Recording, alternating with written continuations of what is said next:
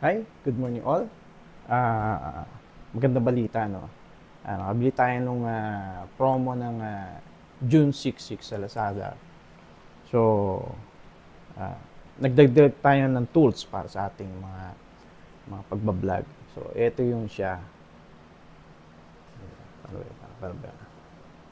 Ayan, Boya, no? Tapos, ang kasama niya, nakabox naman siya, no? Tapos, meron siyang manual, meron siyang charger, at saka meron siyang pouch. So, napakaganda ng gawa ni Boya. Hopefully, maganda rin yung output niya. So, ito yung charger niya. It's a magnetic USB type. No? So, ito yung manual niya.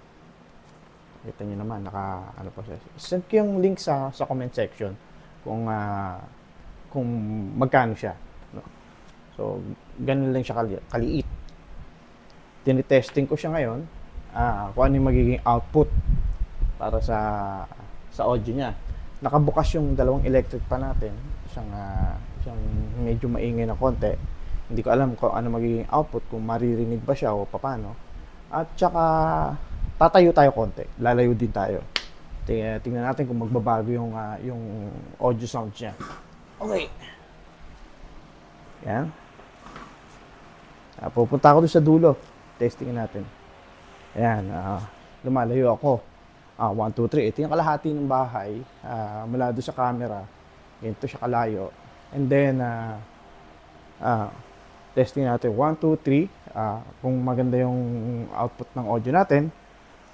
Ayan. Medyo lapit tayo ulit. Layo ulit tayo. Ito yung ating tripod na na binili natin ng mga previous days. Na hindi ko naman na siya na-vlog na.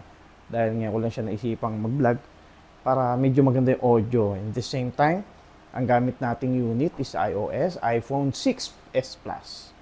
So, medyo kung mapapansin niyo, hindi siya ganun high-tech yung gamit nating unit. At lalayo tayo dito sa may bandang dulo. Yan. Dito tayo sa ating ganyan kalayo. Tatayuan natin ng medyo maganda. Hindi ko lang kung nakikita nyo ako. Eto ako, kumakaway ako. Ang layo nito siguro mga ilang feet ba ito? Mamaya bilangin natin. Ganito kalayo. 1, 2, 3, audio check, sound check.